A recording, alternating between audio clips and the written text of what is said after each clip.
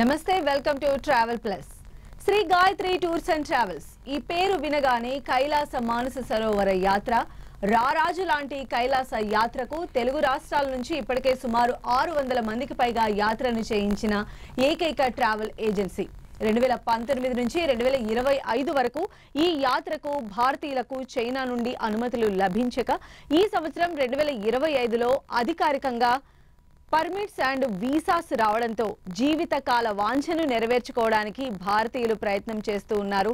ఇటీవలే ఎంతో మంది యాత్రికులను కైలాస మానస సరోవర యాత్ర దిగ్విజయంగా పూర్తి చేసిన Shri Gayatri tours and travels అధినేత భరత్ శర్మ గారు మనతో పాటు ఉన్నారు. ముందుగా ఇంతమందిని కైలాస మానస సరోవర యాత్ర చేయించిన మీకు, యాత్ర చేసిన మీ పిలిగ్రిమ్స్ అందరికీ కూడా కంగ్రాచులేషన్స్ అండి. ఎందుకంటే ఇట్స్ నాట్ ఏ జోక్. 600 మందిని మీరు తీసుకెళ్లి భారతీయుల చిరకాల వాంఛ నిజంగా కూడా కైలాస మానస సరోవర యాత్ర అంటే అది మీరు చేయించారు. వాళ్ళందరినీ కూడా ఎంతో ఆహ్లాదపరిచి ఇక్కడికి తీసుకొని వచ్చారు. So congratulations first of all. Thanks a lot అమ్మా, థ్యాంక్స్ అలాట్.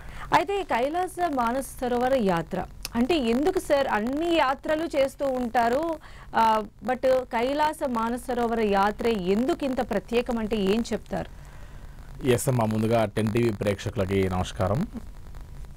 కైలాసన్ మానస సరోవర్ ఈ పదం విన్నటువంటి ప్రతి ఒక్కరికి లైఫ్లో ఒక ఎనలేని అనుభూతి, అదేవిధంగా లైఫ్ టైం అచీవ్మెంట్ లాంటి ఒక యాత్ర ఏదైనా ఉంది అంటే అది మనం చాలాసార్లు చెప్పుకున్నాం. కైలాసన్ మానస సరోవర్ లాంటి ఒక యాత్ర అని. అన్ని యాత్రలు ఇటు చార్ధామ్, అమర్నాథ్, శ్రీలంక, నేపాల్, ముక్తినాథ్ ఇవన్నీ రాజు లాంటి యాత్రలు అయితే ఒక కైలాష్ మాత్రమే రారాజు లాంటి యాత్ర అని భావిస్తారు. ఎందుకు అంటే ఏ క్షేత్రానికి వెళ్ళినా, ఏ యాత్రకు వెళ్ళినా అక్కడ ఉన్నటువంటి ఒక గుళ్ళు, దేవాలయాలు, అక్కడ టెంపుల్స్, అక్కడ ఉన్నటువంటి విగ్రహాలని విగ్రహ రూపంలో దర్శనం చేసుకొని తరిస్తారు. ఒక కాశీకి వెళ్తేనే శివలింగాన్ని మనం స్పర్శించంగానే అయ్యో నేను కాశీ విశ్వనాథ్ స్పర్శించాలనేటువంటి ఒక ఆనందాన్ని వ్యక్తం చేస్తారు. అటువంటిది ఈ విగ్రహాలు చూస్తేనే, విగ్రహారాధనలోనే అంత ఆనందాన్ని పొందితే సాక్షాత్తు కైలాష్లో అక్కడ గుడి ఉండదు, బట్ అక్కడ విగ్రహం ఉండదు, ప్రకృతి రూపంలోనే మనం శివపార్వతుని ఇద్దరిని కళ్ళారా మనం చూడగలిగేటువంటి ఒక అవకాశం ఉంది అంటే అది ఇంకెంతటి అదృష్టంగా భావిస్తారు. కాబట్టి ఒక శ్లోకం మహాన్యాసంలో చెప్తారు, కైలాస శిఖరే రమ్యే శంకరస్య శివాలయే దేవతాస్తత్ర మోదంతి తన్మే మన శివ సంకల్పం వస్తూ అని చెప్తారు. అంటే మహాన్యాసంలో దాని యొక్క అర్థం ఏం చెప్తున్నారంటే ముక్కోటి దేవతలు సైతం వారు ఆనందాన్ని పొందడానికి, ఒక రమణీయతను పొందడానికి వారందరూ భూ కైలాసానికి వచ్చి ఆ కైలాసగిరి చుట్టూ పరిక్రమ చేస్తుంటారు అని. సాక్షాత్తు దేవతలే ఆనందాన్ని పొందడానికి వస్తుంటే ఈ దేహంతో, సజీవ దేహంతో మనం ఖచ్చితంగా కైలాష్కి వెళ్ళి మనం పరిక్రమ చేసి మానస సరోవరం వెళ్ళి అక్కడ ఖచ్చితంగా మనం ఒక రోజు నిద్ర చేసి ఆ అద్భుతమైనటువంటి ఒక ప్రపంచాన్ని చూడాలని ప్రతి ఒక్కరికి ఉంటుందాం. ఈ కైలాసన్ మానస సరోవరం గురించి రామాయణంలో, మహాభారతంలో, చివరికి రాముల వారి అరణ్యంలో వెళ్తూ ఉండగా కాస్త బాగా అలసిపోయినట్టయితే వశిష్ఠుల వారు ఒక్కసారి బ్రహ్మ మానస పుత్రికైన మానస సరోవరాన్ని స్మరించు మనస్సులో అని చెప్పంగానే మనస్సులో స్మరించినంత మాత్రాన వారికి ఊరట లభించిందట. కాబట్టి రామాయణంతో సహా ప్లస్ మన ఇతిహాసాల్లో ప్రతి వాటిలో ఈ యొక్క మానస సరోవరం గురించి, కైలాసగిరి గురించి ఎన్నో ప్రస్తావనలు వచ్చినాయి. ప్లస్ దీంతో పాటు బుద్ధుడి తల్లినటువంటి ఒక మాయాదేవి పుణ్యస్నానం ఆచరించిన తర్వాతనే ఆవిడకి ఈ యొక్క గౌతమ బుద్ధుడు జన్మించారని కూడా మనకు ప్రతీక ఉంది. సో ఇలా చూస్తే మన ఇతిహాసాల్లో కైలాసన్ మానస సరోవర యాత్ర చాలా గొప్ప విశేషమైనటువంటి స్థానం ఉంది. దీంతో పాటు వశిష్ఠుల వారు, పంచపాండవులు, ఆదిశంకరాచార్య వారు ఇలా లెక్క వేస్తే ఈ రోజు వరకు కూడా ఎంతోమంది మహానుభావులు ధరించేటువంటి ఒక అద్భుతమైనటువంటి క్షేత్రం ఆ కైలాసగిరి. ఒకప్పుడు మన భారతదేశంలో ఉండేది, మన భరతవర్షం, మన భరతఖండంలో ఉన్నప్పటికీ కూడా ఇప్పుడు భౌగోళికంగా టిబెట్ అండ్ చైనా చేతిలో ఉన్నప్పటికీ కూడా ఎంత వ్యయ ప్రయాసలైనా సరే జీవితకాలంలో ఒక్కసారైనా కైలాస యాత్ర చెయ్యాలి అనేటువంటి ఆకాంక్ష అందరిలో ఉండడానికి గల ముఖ్య కారణం ఇది అని చెప్పచ్చమ్మా. అలానే భరత్ గారు, ఇప్పటి వరకు కూడా కైలాస మానస సరోవర యాత్ర 17 సంవత్సరాల నుంచి 70 సంవత్సరాల వరకు చేసుకోవచ్చు అనేటువంటి ఏజ్ లిమిట్ ఉంది. అలానే వెళ్తూ ఉన్నారు యాత్రకు. అంటే ఇప్పుడు ఏమన్నా రూల్స్ అండ్ రెగ్యులేషన్స్ ఏమన్నా చేంజ్ అయ్యా? స్టిల్ ఏజ్ లిమిటే కంటిన్యూ చేయాలా? కైలాష్ మానస సరోవర యాత్రకి హై ఆల్టిట్యూడ్ వెళ్ళేటువంటి ఒక రీజన్ కాబట్టి 13 నుండి మొదలు పెడితే 70 ఇయర్స్ వరకు మాత్రం అవకాశం ఉండేది అని ఒక రూల్స్ అండ్ రెగ్యులేషన్స్లో భాగంగా ఉండేది. ఎందుకు అంటే కాస్త హై ఆల్టిట్యూడ్లో కాస్త ఇంకా ఏజ్ వాళ్ళు ఎక్కువ వాళ్ళు వెళ్ళినా సరే ఇబ్బంది పడతారన్న ఉద్దేశంతో. కానీ 2019 నుంచి 2020-25 మధ్యలో కైలాష్ లేకపోయేసరికి అప్పుడెప్పుడు 65 సంవత్సరాలు ఉన్నప్పుడు కైలాష్కి వెళ్దామని ప్లాన్ చేసుకుని ఉంటారు. 5 ఇయర్స్ ఇక్కడ గడిచిపోయిన తర్వాత వాళ్ళు 70+ వచ్చేసి ఉంటారు. సో అటువంటి వారికి అవకాశం ఇవ్వాలనే ఉద్దేశంతో ఎవరైతే హెల్తీగా ఉంటారో అటువంటి వారికి కొన్ని టర్మ్స్ అండ్ కండిషన్స్ మీద ఈ సంవత్సరం జస్ట్ ఒక 2 to 3 days కింద అప్డేట్ ఇదంతా కూడా ఈ ఆగస్ట్లో. సో వీరందరూ కూడా సెప్టెంబర్లో ట్రావెల్ చేయడానికి ఆప్షన్ ఇస్తున్నారు. ఈవెన్ 1955 ఇయర్ వరకు మాత్రమే అవకాశం ఉండేది. ఇప్పుడు 1954, 53, 52, 51, 1950 అంటే ఆల్మోస్ట్ 75 ఇయర్స్ ఉన్నా కూడా కైలాష్ ట్రావెల్ చేయొచ్చు, ప్రొవైడెడ్ మీరు బ్రీతింగ్ ప్రాబ్లం లేకుండా, లంగ్ ఇన్ఫెక్షన్స్ లేకుండా జాగ్రత్త తీసుకొని కైలాష్ యాత్రకు వెళ్ళేటువంటి అవకాశం 70+ వారికి కూడా ఇప్పుడు కల్పించడం అనేది చాలా విశేషం. ఇటువంటి యొక్క అవకాశాన్ని ఇంకా యూటిలైజ్ చేసుకోవాల్సిన అవసరంలో చాలామంది గాయత్రి టూర్స్ అండ్ ట్రావెల్స్లో కూడా 70+ ఉన్న వారందరినీ కూడా మూవ్ చేశాం ఇప్పుడు. సో వారందరూ చాలా హ్యాపీగా ఫీల్ అవుతున్నారు. ఇంకా ఎక్కడెక్కడన్నా సరే 70+ వారు ఉంటే కూడా మీ ఆపరేటర్స్ ఎవరితో వెళ్ళినా సరే ఆ చిరకాలపు వాంఛని నెరవేర్చుకోమని నా యొక్క సిన్సియర్ అడ్వైజ్ అమ్మా. అయితే ఈ వీసా డాక్యుమెంటేషన్ ప్రాసెస్ అనేది ఎలా ఉంటుందండి? అసలు దీనికి సంబంధించి ఎన్ని రోజుల ముందు అప్రోచ్ అవ్వాలి, సబ్మిట్ చేయాల్సి ఉంటుంది పేపర్స్? అమ్మ సహజంగా కైలాష్కి వెళ్ళాలి అని అంటే కంపల్సరీ కావాల్సిన థింగ్స్లో ఒకటి ఖచ్చితంగా 1 year వ్యాలిడిటీతో ఉన్న పాస్పోర్ట్ కావాలి. ఎట్టి పరిస్థితుల్లో బ్రీతింగ్ ప్రాబ్లమ్స్ కానీ, లంగ్ ఇన్ఫెక్షన్స్ కానీ, రెస్పిరేటరీ ప్రాబ్లమ్స్ ఉండకూడదు. నెంబర్ 3 ఖచ్చితంగా మన ఆధార్ కార్డు మన యొక్క మొబైల్ నెంబర్కి ఓటీపీ లింక్ అయి ఉండాలి. మనం ఈ ఆధార్ కార్డులో డౌన్లోడ్ చేసుకున్నప్పుడు మనం ఖచ్చితంగా పెద్ద ఆధార్ కార్డ్ సబ్మిట్ చేయాల్సి వస్తుంది ఎంబసీకి. అది సేమ్ టైం ఒకప్పుడు ఇండియన్ పాస్పోర్ట్ హోల్డర్స్కి చాలా చిన్న ఫార్మాలిటీస్ ఉండేవి. బట్ ఇప్పుడు ఇంత పెద్ద ఫార్మాలిటీస్ అంటే మనం పుట్టిన దగ్గర నుంచి మొదలు పెడితే టిల్ డేట్ మనం ఎక్కడ వర్క్ చేసాము, మన పర్సనల్ ఇన్ఫర్మేషన్ మొత్తం ప్రొడ్యూస్ చేయాల్సి వస్తుంది. సో ఇవన్నిటితో పాటు ఒక preferred size passport without white shirt, white background ఉండేలాగా ఇలా కొన్ని రూల్స్ అండ్ రెగ్యులేషన్స్తో ఒక స్పెసిఫైడ్ ఫోటో ఒకటి ఉంది. అటువంటివన్నీ మనం సబ్మిట్ చేస్తేనే ఇన్ అడ్వాన్స్గా మనం కైలాష్ యాత్రకి వెళ్ళాలనేటువంటి ఒక ఆలోచన ఇంప్లిమెంటేషన్లోకి వస్తుంది, ఆచరణలోకి వస్తుంది. సో ఈ ఫార్మాలిటీస్ అన్నీ అట్లీస్ట్ ఒక 2 to 3 months ముందు చేసుకోవాలి. ఇంకా కూడా సెప్టెంబర్లో వెళ్ళేటువంటి వారికి ఈ 1 week టైం ఉంది కాబట్టి ఎవరైనా ఇంకా సెప్టెంబర్లో వెళ్ళాలనుకున్నటువంటి వారందరూ కూడా ఈ ఆప్షన్ యూజ్ చేసుకోవచ్చు అని చెప్పచ్చమ్మా. అలానే భరత్ గారు, అసలు ఈ కైలాస మానస సరోవర యాత్ర చేయడానికి బెస్ట్ టైం అంటే ఏం సజెస్ట్ చేస్తారు? అదేవిధంగా కైలాస పరిక్రమ అనేది కూడా ప్రతి ఒక్కరికి జీవితకాలపు డ్రీమ్. సో అది చేయడానికి ఇప్పుడు అంటే ఎలాంటి టైం మంచిదంటారు? ఏ సీజన్ బెస్ట్? కైలాష్ మానస సరోవర యాత్ర అనేటువంటిది సీజనల్ ట్రిప్పే కాబట్టి, సీజనల్ యాత్ర మాత్రమే కాబట్టి మంచుతో కప్పబడి ఉండి 6 మాసాలు దేవతల ద్వారా 6 మాసాలు మానవుల ద్వారా దర్శింపజేసేటువంటి ఒక అద్భుతమైనటువంటి ఒక యాత్ర అని చెప్తున్నాం మనం. సో 6 మాసాలు మనం దేవతల ద్వారా పూజింపబడి చివరికి మేలో మాత్రమే మనకు ఓపెన్ అయ్యి May, June, July, August, September ending వరకు కైలాష్ యాత్రకు అవకాశం ఉంటుంది. సో కైలాష్ మానస సరోవర యాత్ర పరిక్రమ అనేటువంటిది కూడా చాలా బిగ్గెస్ట్ అచీవ్మెంట్. అది కైలాష్ యాత్ర చేయడం ఒక భాగం అయితే, కైలాష్ యాత్ర పరిక్రమ చేస్తే life before Kailash and life after Kailash అని చెప్పచ్చు.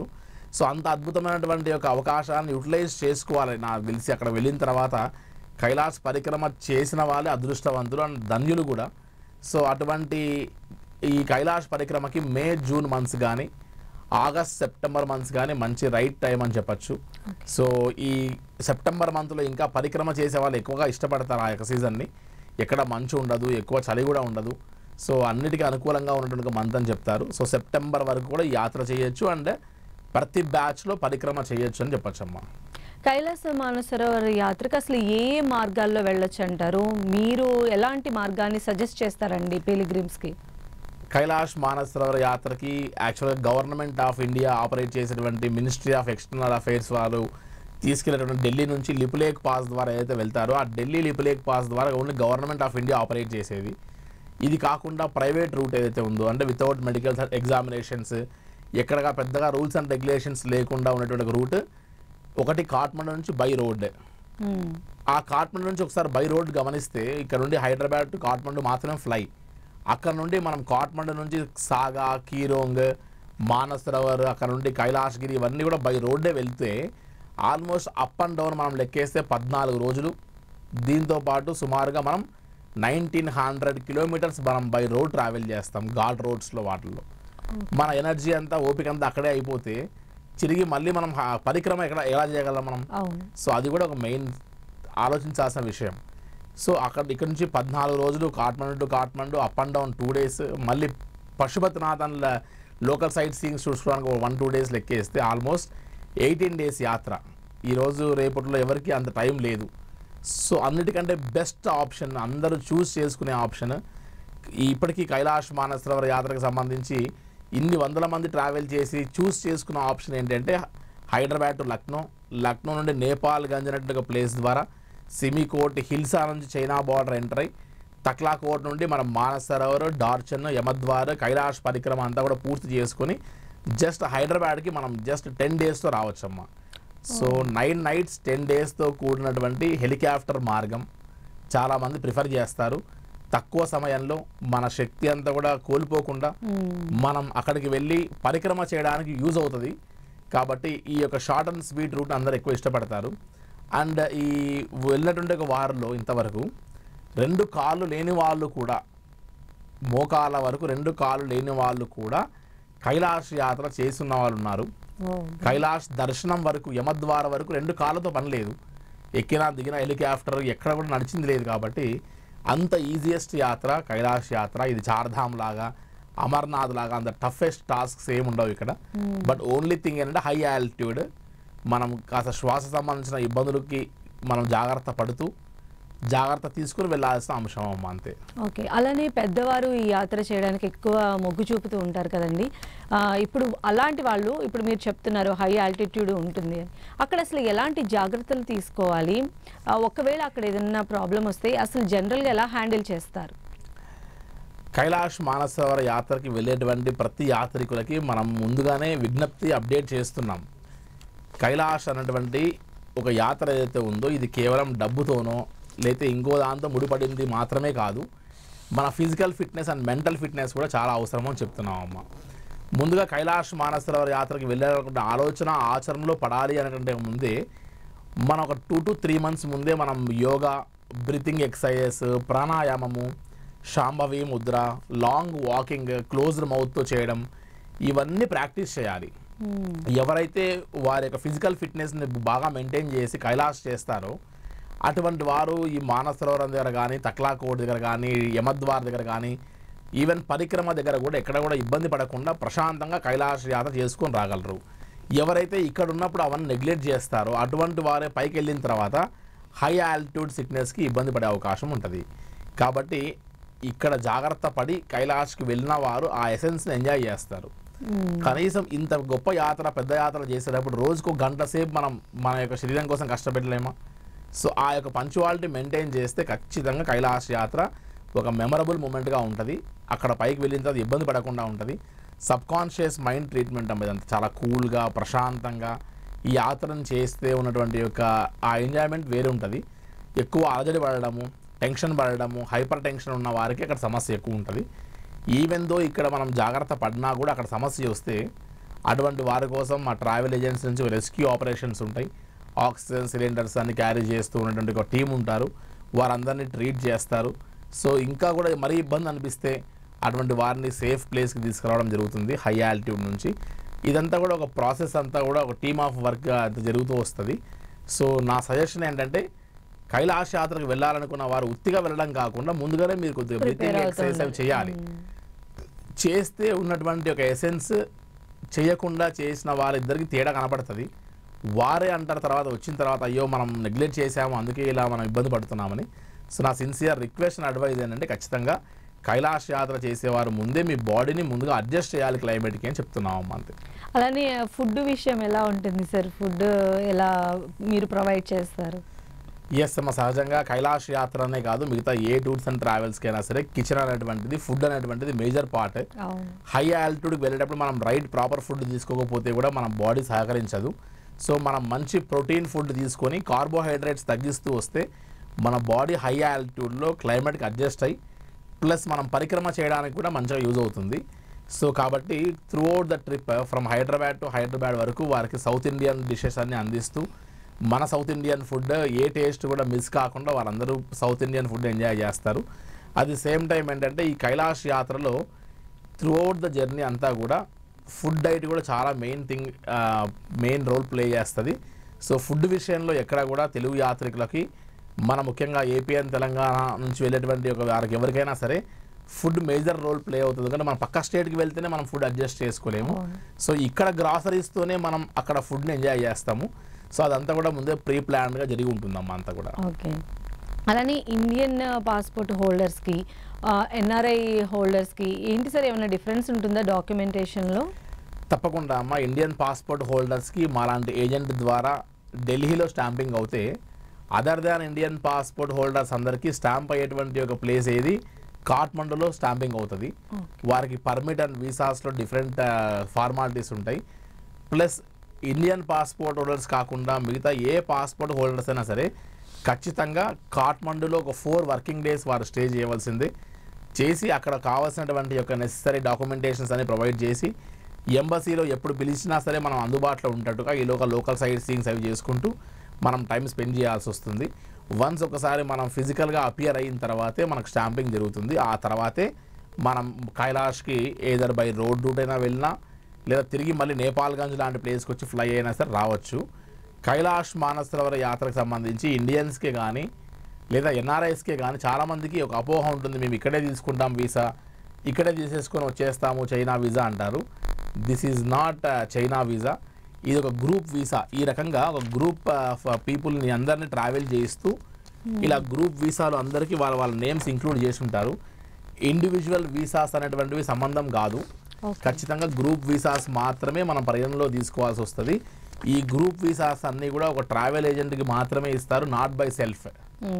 సో ఏ ట్రావెల్ ఏజెంట్తో అయినా సరే మీరు ఖచ్చితంగా టైఅప్ అవ్వాల్సిందే, తీసుకొని ఇటువంటి గ్రూప్ పర్మిట్స్ అండ్ వీసాస్ తీసుకోవాల్సిందే. దాని ద్వారా మళ్ళీ కాఠ్మండు ద్వారానే మనం ట్రావెల్ చేయాలి. వితౌట్ కాఠ్మండు మనం ఎన్ఆర్ఐ కస్టమర్స్కి ఎవరికి మనం వీసాలు తీసుకొచ్చే ఆప్షన్ ముందుగానే ఉండదు. సో ఈ డిఫరెన్సియేషన్ గుర్తుంచుకొని పేరెంట్స్ ఒకవేళ ఇండియాలో ఉన్నారు, వీరు ఎన్ఆర్ఐ పాస్పోర్ట్ హోల్డర్స్, సో ఒక 5 days ముందే వీళ్ళు వెళ్ళిపోయి ప్రాసెస్ చేసుకొని వీళ్ళ పేరెంట్స్ని మనం ఇక్కడ లక్నో నుంచి వెళ్ళినప్పుడు వారు కాఠ్మండు నుంచి వెళ్ళినప్పుడు ఈ యొక్క నేపాల్ గంజలో క్లబ్ చేయొచ్చు. సో ఇటువంటి కస్టమైజ్ దానికి ముందుగానే మనం ప్లాన్ చేయవలసి వస్తుంది. అకార్డింగ్ టు దట్ మనం ఆ యొక్క క్లబ్బింగ్ చేయొచ్చమ్మా. ఓకే. అయితే కొంతమందిని చైనా బోర్డర్ దగ్గర వారి వీసా రిజెక్ట్ చేస్తున్నారని వింటున్నాం సార్. ఎందుకు అలా రిజెక్ట్ చేస్తున్నారు అనుకోవచ్చు, ఇది నిజమేనా?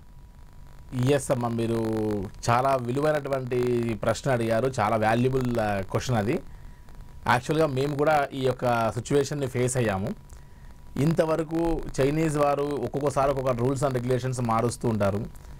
వాడి యొక్క మైండ్ని మనం రీడ్ చేసే అంతటి సిచ్యువేషన్ ఉండదు. మనం క్వశ్చన్ చేయలేము, రీడ్ చేయలేము.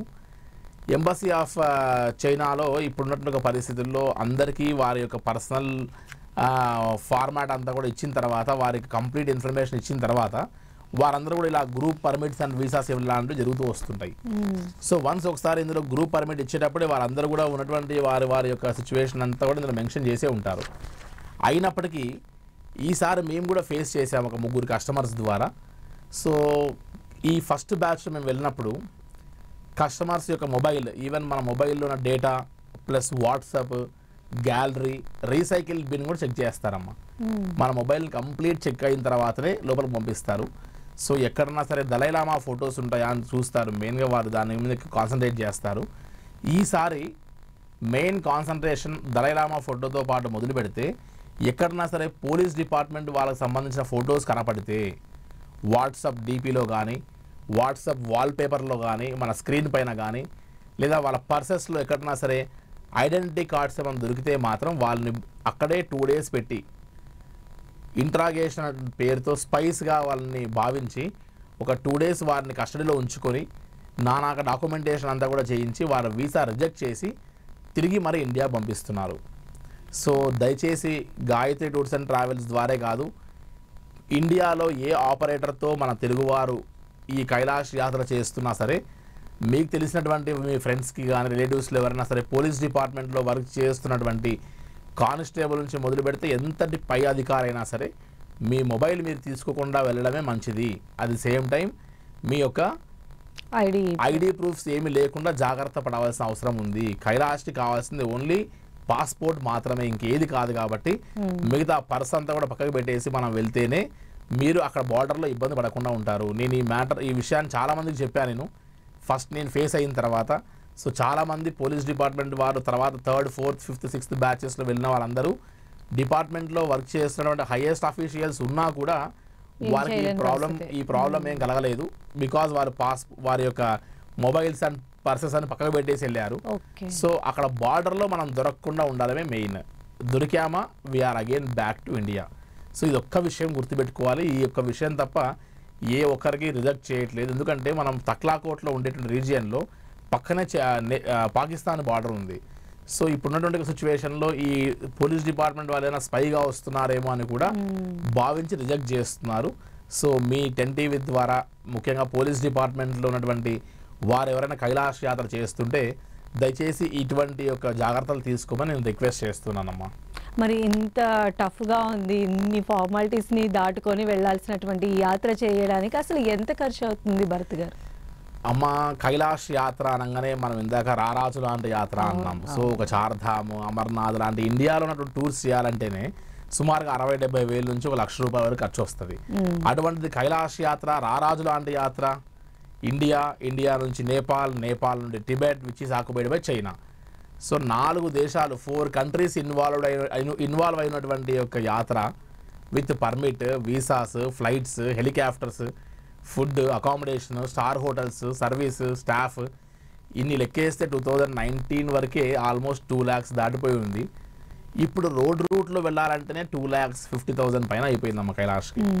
సో ఇప్పుడు ఉన్నటువంటి యొక్క ఈ పరిస్థితుల్లో అన్నీ పెరిగిపోయినటువంటి యొక్క ఛార్జెస్, కాస్ట్ ఆఫ్ లైఫ్ పెరిగిపోయింది. కాబట్టి సుమారుగా ₹3,00,000 పైన దాటితే కానీ మనం హెలికాప్టర్ రూట్లో కైలాష్ యాత్ర చేసే ఒక పరిస్థితిలో మనం లేము. సో దీన్ని గమనించవలసిందిగా ఒక చిన్న రిక్వెస్ట్ అమ్మా. అయితే ఇంత అమౌంట్ బేర్ చేయలేనటువంటి వారికి మీరు ఏదైనా ఆల్టర్నేట్ సజెస్ట్ చేస్తారా? ఎస్ అమ్మ, కైలాష్ మానసరోవర్ యాత్ర అంటేనే ఖర్చుతో కూడినది. బట్ ఆ కైలాష్కి వెళ్ళాలి, మానసరోవరంలో ప్రోక్షణ చేసుకోవాలి, కైలాష్ పరిక్రమ చేయాలి అని అంటే ఇంత ఖర్చు పెట్టుకోలేదు, మనం యాత్ర చేసే పరిస్థితి లేదు. కానీ ఇంకొక ఆల్టర్నేట్ ఆప్షన్ ఒకటి ఉంది, అది ఏరియల్ వ్యూ. మనం కైలాష్కి వెళ్ళడము, మానసరోవరం వెళ్ళము, జస్ట్ మనం ఒక పాయింట్ ఆఫ్ ప్లేస్లో ఉండి మనం ఇక్కడ నుండి నేపాల్గంజ్కి Day 1లో వెళ్ళిపోయి 1 dayలోనే అక్కడ నుండి నేపాల్గంజ్ అనేటువంటి ఒక ప్లేస్ నుండి మనం నెక్స్ట్ డే ఫ్లై అయ్యి విండో సీట్లో కూర్చొని మనం ఒక విండో పక్క నుండి మనం మానసరోవరాన్ని, కైలాసగిరిని పైన గాల్లో నుండి మనం దర్శనం చేసుకుంటాం. కానీ కిందికి దిగము. అండ్ మళ్ళీ తిరిగి ½ an hourలో దిగేసి మళ్ళీ వెంటనే ఇండియాకి నెక్స్ట్ డే రావచ్చు. జస్ట్ 3 daysలోనే ఏరియల్ వ్యూ పూర్తి చేయొచ్చు. దీనికి పాస్పోర్ట్ అవసరం లేదు, హెల్త్ ఇష్యూస్తో పని లేదు, ప్లస్ నెంబర్ ఆఫ్ డేస్తో పని లేదు. అట్ ది సేమ్ టైం లక్షల్లో కాకుండా ఒక 50,000-60,000లోనే మనం ఈ యొక్క యాత్రను కూడా పూర్తి చేయొచ్చమ్మా. ఓకే, ఇది కూడా ఉంది కాబట్టి చాలా మంది దీన్ని కూడా యూజ్ చేసుకోవచ్చు. మేబీ అక్కడికి వెళ్ళి మొత్తం అంతా చేయలేని వాళ్ళు. అయితే Gayatri tours and travels through ఇప్పుడు కైలాస మానసరోవర్ యాత్ర గురించి మనం మాట్లాడుకున్నాం కాబట్టి ఇంకా అసలు మీ త్రూ ఇంకా ఏ దర్శనీయ ప్రదేశాలు చూడొచ్చండి?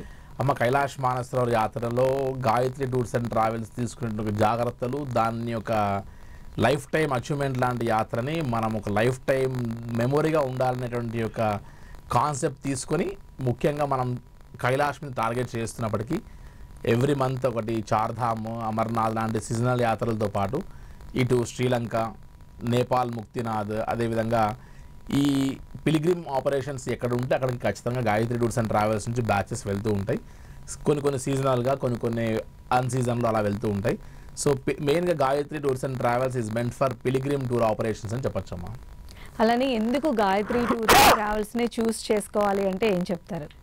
అమ్మ, గాయత్రి టూర్స్ అండ్ ట్రావెల్స్ని చూస్ చేసుకోవాలంటే నేను చెప్పడం కాదు, ఆల్రెడీ కైలాష్కి వెళ్ళినటువంటి వారే చెప్తారు. కైలాష్ యాత్ర అనేటువంటిది కేవలం ఒక 10 రోజులటువంటి టూర్తో మాత్రమే సరిపెట్టకుండా ఇది life time achievement, life time dream. ఇది కేవలం ఒక ఫుడ్, అకామిడేషన్, ట్రాన్స్పోర్ట్తో కూడింది కాదు, అంతకు మించి నెక్స్ట్ లెవెల్ యాత్ర ఇది. సో హైదరాబాద్ నుంచి బయలుదేరి తిరిగి మళ్ళీ హైదరాబాద్ వచ్చే వరకు కొంతమందిని సింగిల్ పేరెంట్స్ని మాకు అప్పచెప్తారు. తిరిగి జాగ్రత్తగా వారికి ఆ కైలాష్ యాత్ర పరిక్రమతో సహా వారిని పూర్తి చేసుకుని వచ్చి వారికి అప్పచెప్పిన రోజున వాళ్ళ యొక్క అంటే పేరెంట్స్ ఎవరైతే ఉన్నారో వాళ్ళ కొడుకు కంటే ఎక్కువ మనల్ని కొడుకుగా భావిస్తారు.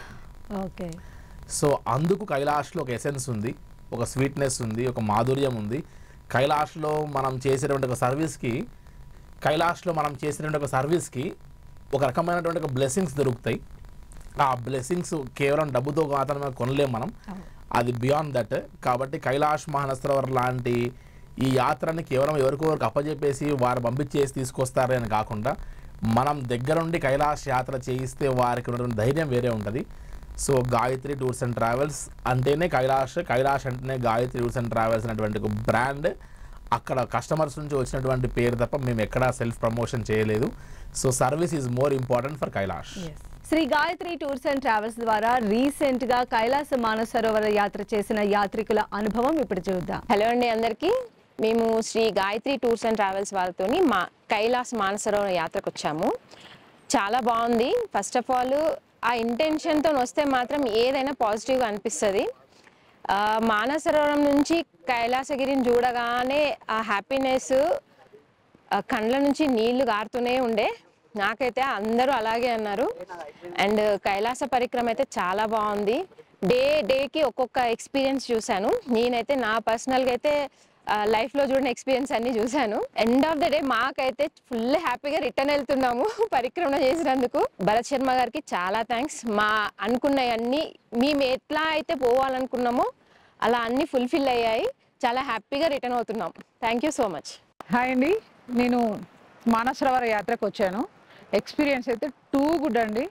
అసలు నేచర్ అయితే ఎంత బాగుందంటే, వీళ్ళ సర్వీస్ కూడా, శ్రీ గాయత్రి వాళ్ళ సర్వీస్ కూడా చాలా బాగుంది. మా వరకు అయితే చాలా బాగుంది. కైలాష్ యాత్ర నెక్స్ట్ లెవెల్. ఫుడ్ మాత్రం బాగుందండి. ఎక్కడ బ్రేక్ఫాస్ట్, లంచ్ ఎక్కడ ఏది స్కిప్ చేయలేదు. ఫుడ్కి అలవాటు పడాలంతే, కానీ ఫుడ్ బాగుంది. నిద్ర కూడా చాలా బాగుంది.